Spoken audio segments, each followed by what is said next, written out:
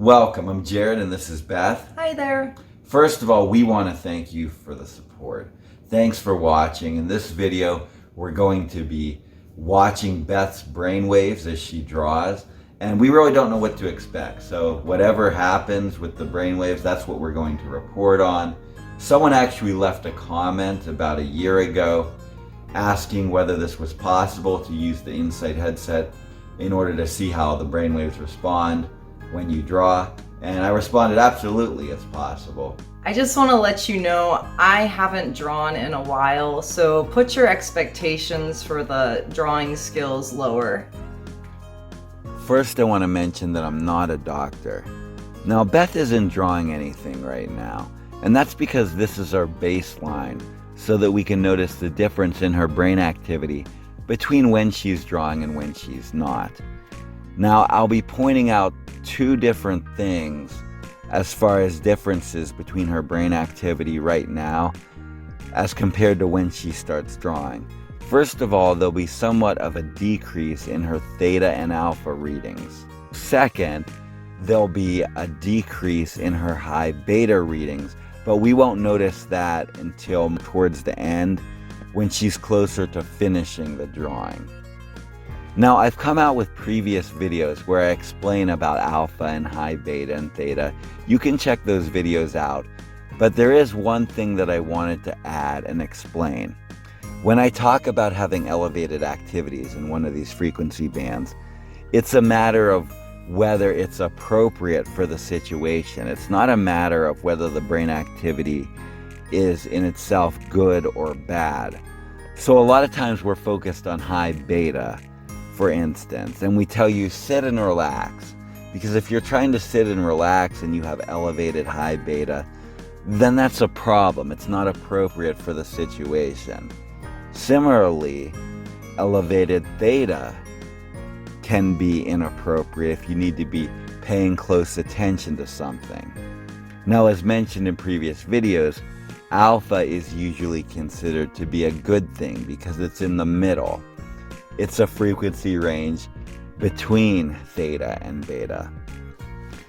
In a previous video where we were looking at Beth's brain activity while she was opening up a doll, I was showing both this program that I wrote myself and also Emotiv software at the same time, and I wanted to do the same thing with this video.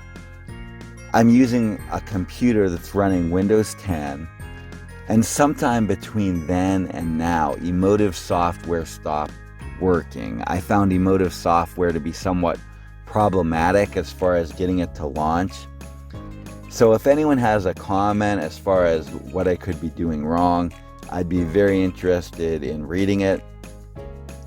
Now, I did figure maybe it just needed an update, but that didn't work either. However, a lot of times people are just writing their own programs because you can't really do too much with the Emotiv software. You can do a lot more if you write your own program. So as you can see, the program that I wrote myself is working fine. And so maybe a lot of people just aren't concerned about using Emotiv software because often you're just writing your own programs.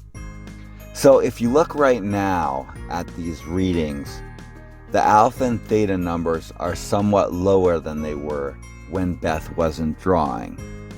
They're still jumping up and down a lot, so it isn't extremely easy to see the difference. But when Beth wasn't drawing, her theta numbers were jumping above 400. And now they're only jumping up to about 200, and they are staying low somewhat longer. You can see the biggest difference though if you look at the right brain and left brain sensors, that's T7 and T8, because when Beth wasn't drawing, those numbers were jumping way up, but now they're staying low pretty much most of the time. Theta numbers jump up most often in the frontal area of the brain, and if you notice, Beth's theta readings are still jumping up on those forehead sensors, the AF3 and AF4 sensors. But like I said, they're still not jumping up as far as when she wasn't drawing. And her average alpha readings are somewhat decreased as well.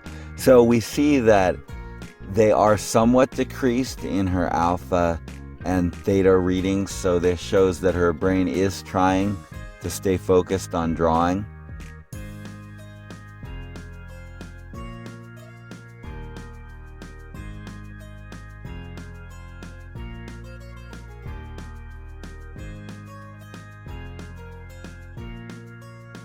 Just a reminder, if you enjoy the video, please give it a thumbs up.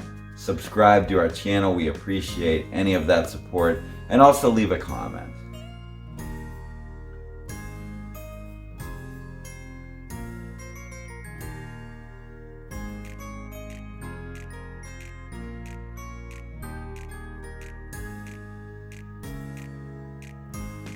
Now, the most obvious thing that happens is towards the end of the video, she's finishing up the drawing and she's adding a heart pendant, some finishing touches, and we see that her high beta readings, they drop way down. So I don't know if she was somewhat stressed about completing this drawing and now that she's about finished, she's not as stressed, or if it just takes a while of drawing before someone actually relaxes. I do know that she was having some judgmental thoughts as she was drawing. I heard her say, "I don't know what I'm doing." Now, when it comes to judgmental thoughts, I understand that with art, it's only natural to look at the artwork and make judgments as far as whether improvement can be made with the artwork, right? But to be judgmental about yourself as the artist, probably something to be avoided. Look at these readings and how they're significantly lower than they were. So her stress did seem to decrease towards the end as she was finishing up the drawing.